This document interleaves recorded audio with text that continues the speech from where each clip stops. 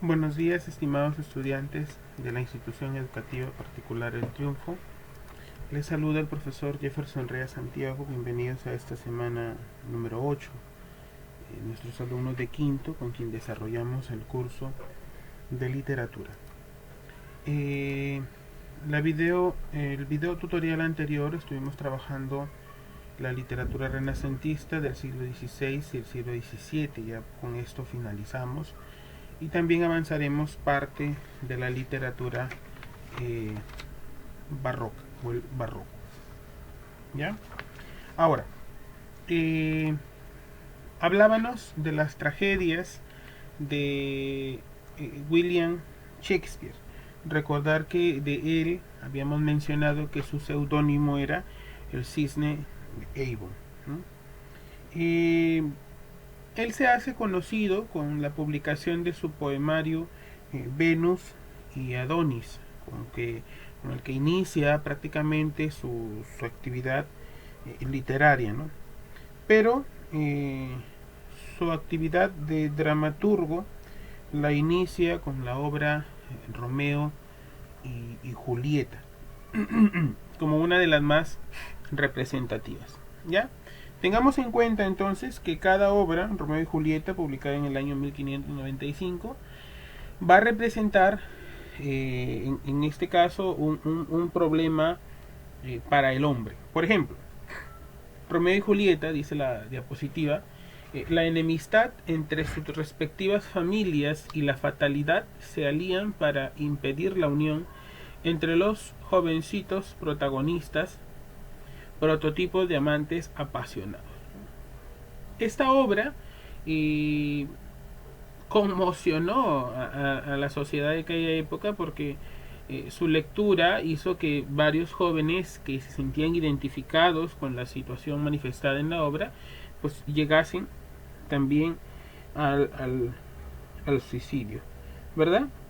Entonces, la obra Romeo y Julieta expresa ese amor juvenil, un amor no realizado, truncado en este caso por la muerte.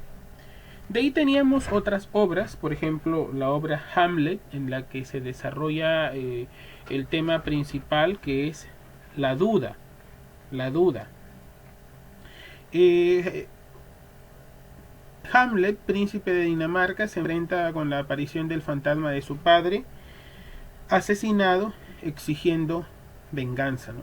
Las dudas y la indecisión expresadas en famosos monólogos torturan al joven, pues entre los culpables están su madre y el padre de su amada.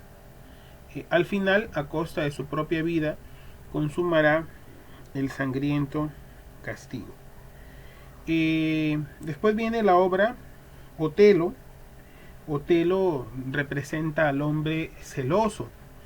El malvado Iago fomenta los celos de Otero, quien llegará en este caso a estrangular a su amada, la inocente Desdémona. Eso lo vemos en la obra Otelo, el año 1604. Después viene la obra Macbeth en el año 1606, y la obra Macbeth representa al hombre ambicioso y mezquino. La ambición del poder, alentada por su esposa, lleva al noble escocés Macbeth al crimen. Conseguirá la corona, pero ambos sufrirán terribles remordimientos antes de su trágico final. Y finalmente el Rey Lear, en el año 1605, en donde tenemos un padre bueno, pero desventurado, ¿no? La desdicha por sus hijas. El anciano protagonista, tras intentar medir el amor por sus hijas, destierra a la única que le quiere de verdad, engañado, ¿no?, por la hipocresía de las otras dos. Acabará destronado y abandonado por todos y medio loco. Esta referencia también la vamos a encontrar en Papagoriot, por ejemplo, pero pertenece al realismo. ¿Qué podemos comentar sobre William Shakespeare? Pues sus obras, tanto cómicas como dramáticas, como las obras trágicas o de teatro, van a representar estas realidades que hemos venido mencionando para con el hombre.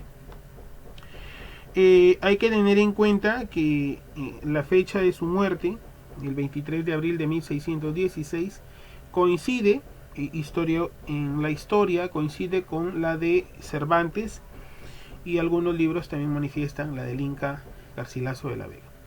Esa fecha es conocida, el 23 de abril, porque para algunos países pues es el día del idioma, el día del libro, en alusión a estos autores importantísimos. Nosotros hemos trabajado ya a Juan Boscán, a Garcilaso de la Vega y a Fray Luis de León en el último video tutorial. El día de hoy vamos a iniciar con el movimiento literario que es el barroco, ¿ya? O el periodo barroco, situado en este caso en el siglo XVII, ¿ya? Hay que tener en cuenta que es un movimiento literario, es un movimiento cultural, ya es a nivel grande, es un movimiento cultural que responde a la decadencia política, económica y social que se apoderó de España en el siglo XVII. Hay que tener en cuenta que el periodo barroco no solamente se desarrolla en España, sino también en Francia, en Inglaterra y en Italia, ¿ya? Sucede en oposición al Renacimiento, porque la diferencia es que sus obras se van a encargar de estar más adornadas y manifestar alguna visión pesimista o difícil que atraviesa el hombre, ¿no? Veamos, existe sí o sí una decadencia política como una característica, porque se produce a nivel histórico un deterioro de la autoridad real, que en este caso es Felipe III, Felipe IV, Felipe II. Por supuesto que esos autoridades reales van a dejar el poder en manos de válidos como el duque de Lerna o el conde Luque de Olivares. Eso ya nosotros lo tendremos que haber estudiado por historia. Pero la guerra de los 30 años, la sublevación de Cataluña, el periodo barroco no solamente va por estas caídas políticas, sino también las caídas económicas, por la financiación de las guerras. La referencia de todo esto, la referencia historiográfica, es que existe una crisis política, económica, social y también religiosa, ¿no? La financiación de las guerras, los gastos excesivos de la corte, las malas cosechas, la reducción del oro, y surgirá un grupo de autores llamados arbistras, que en este caso reflexionan sobre los problemas y males que suceden o acontecen en España.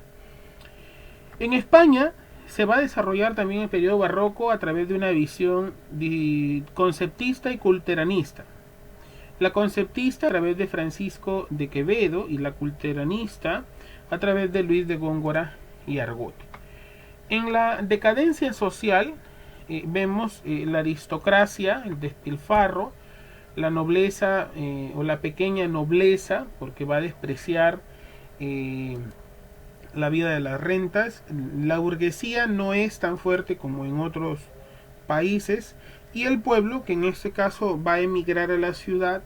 Hay un aumento de pobreza, aumento de mendicidad, y especialmente que la clase más pobre, que es el pueblo, no tiene un acceso a la cultura, a la educación. Entonces vemos que la característica principal, que es el empobrecimiento de las clases inferiores, va a deberse a la indiferencia de las autoridades, la delincuencia, las guerras, etcétera. ¿Ya? Cuando menciono la delincuencia es porque es fruto propiamente de este empobrecimiento. En el caso de la religión y la sociedad, aparece el concepto de limpieza de sangre, ¿no? Que se oculta el origen del converso. Es decir, la vida mundana de una persona convertida se oculta porque creen que eso mancharía, en este caso, su actividad nuevamente o su conversión. La expulsión de los moriscos, que eran musulmanes convertidos. Tenemos problemas en la República, la Inquisición. A nivel cultural va a existir el pesimismo, el engaño. Hay que tener en cuenta que una de las características principales de este periodo es el estilo recargado y ornamental. La descripción muy fidedigna, muy exacta. El predominio entre el fondo y la forma, ¿no? La estructura. Y sobre todo porque va a existir un énfasis en lo sensorial. Entre lo que observo, entre lo que yo percibo por mi imaginación, entre por alguno de los sentidos, ¿no? Entonces tenemos un desencanto político, social, económico, religioso, etcétera. La vida como un sueño, ¿no? Una realidad frágil, ilusoria, irracional. Y esto lo vamos a ver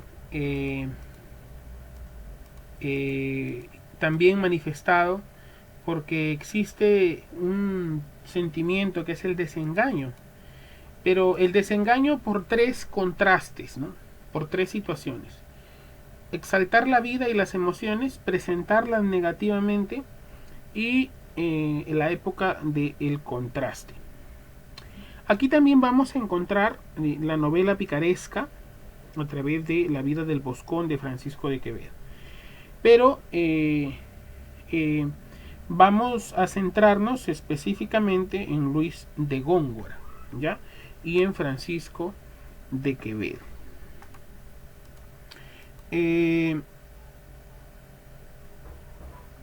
Hay estos contrastes: luz, oscuridad, materia y espíritu. ¿Cuáles son las diferencias del Renacimiento y del Barroco? Por ejemplo, los vamos a ver ahí. Voy a ponerlos todos para poderlos explicar.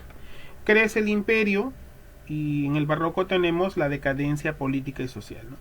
En el Renacimiento es la ilusión, en el Barroco el escepticismo, la vida que se considera, o en este caso va a manifestar la vivencia del hombre. Nuevamente el antropocentrismo. La reforma religiosa, la contrarreforma, el equilibrio, la deformación de la forma, la belleza armónica, la belleza artificiosa o artificial. La poesía tiene por tema el amor, acá es la muerte, el dolor, y así sucesivamente. Son opuestos. Son opuestos. Por ejemplo, para el Renacimiento la mujer es símbolo de perfección, y para el Barroco es imperfecta. Para el Renacimiento es la mitología equilibrada, para el Barroco tenemos un recurso excesivamente culto. Por eso hemos dicho dos vertientes: el culteranismo con Góngora y el conceptismo con Quevedo. ¿Ya?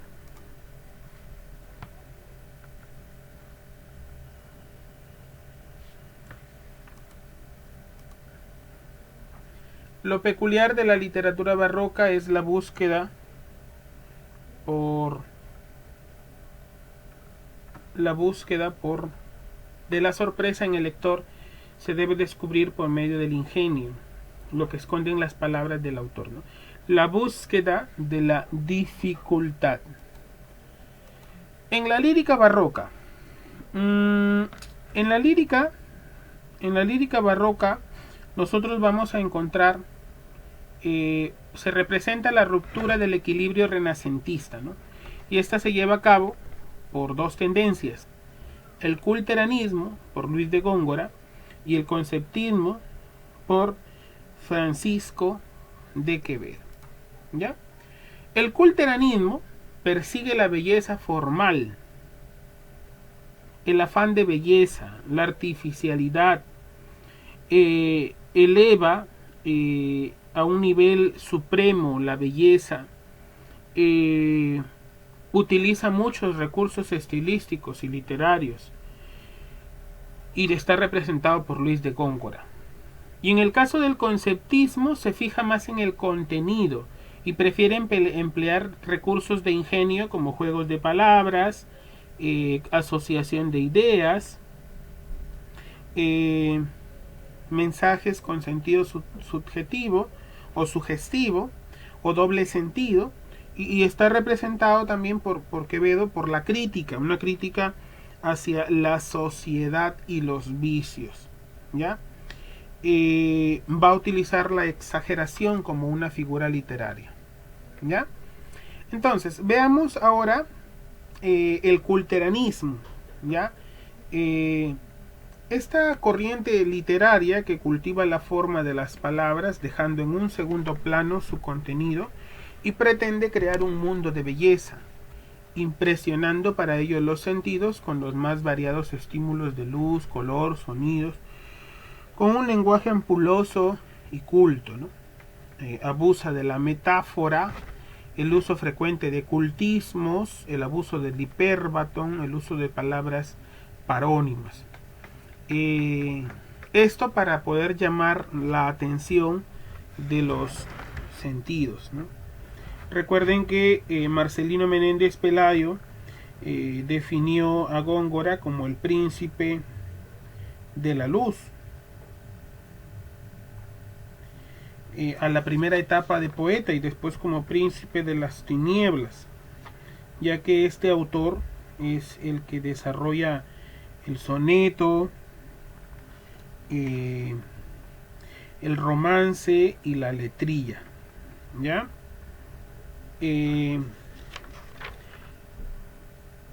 Una de sus mejores obras pues es la fábula de Polifemo y Galatea, ¿ya? Bien, y en el caso del conceptismo tenemos que es una corriente literaria que profundiza en el sentido concepto de las palabras. Se puede definir como una agudeza mental que da preferencia a las ideas con el fin de impresionar la inteligencia, o el deseo de decir mucho con pocas palabras, ¿no? Utiliza las metáforas, el juego de las palabras, el estilo breve y conciso, la antítesis de palabras, frases o ideas, ¿ya? Y lo representa Francisco de Quevedo y Villegas y Baltasar Gracián. Pero nosotros nos vamos a centrar específicamente en Francisco de Quevedo, al cual se le va a denominar el Juvenal español. En su obra poética, pues va a destacar un poema que conocemos y enseñamos, la exageración, ¿no? Érase un hombre de una nariz pegado. Y también su obra, la historia de la vida del buscón llamado Don Pablos, ejemplo de vagabundos y espejo de tacaños. Es una de sus obras más importantes. Veamos, dentro de los géneros que se van a desarrollar en el periodo barroco, hay que entender en poesía, vamos a tener a Lope de Vega, Francisco de Góngora y Luis de Quevedo. A Lope de Vega en poesía vamos a tenerlo con, bueno, a Lope de Vega se le conoce como el fénix de los ingenios, el monstruo de la naturaleza que le puso Cervantes. En su obra más importante, Fuente Ovejuna, en su producción poética es El rapto de Proserpina.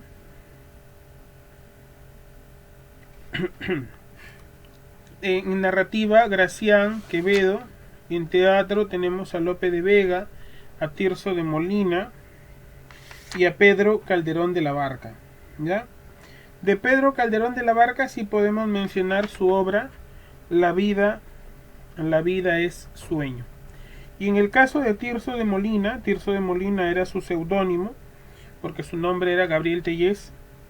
o Gabriel Telles, va a desarrollar en este caso el condenado por desconfiado y el burlador de Sevilla.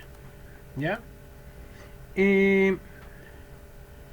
Para poder trabajar la poesía del barroco, hay que entender su periodicidad, ¿no? Nace en la segunda mitad del siglo XVI, muere en la segunda mitad del siglo XVII.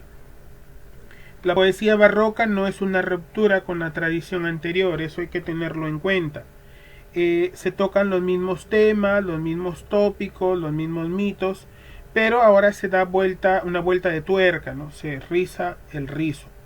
Es decir, la misma composición, pero bajo otros cánones o parámetros. Por ejemplo, ¿no? Tiene unas características especiales, que es la métrica italiana, el verso en decasílabo, el soneto, la octava real. En castellano, pues, quintillas, redondillas, ¿no? Aba es la métrica consonántica. Y en las formas populares tenemos las letrillas, los romances, las seguidillas y los villancicos. ¿Ya? Vamos a terminar ahí nuestra sesión de hoy. Para la próxima videoconferencia nosotros poder trabajar estas expresiones de la poesía barroca, que en este caso son las más cultas. ¿Ya? Muy bien, muchas gracias.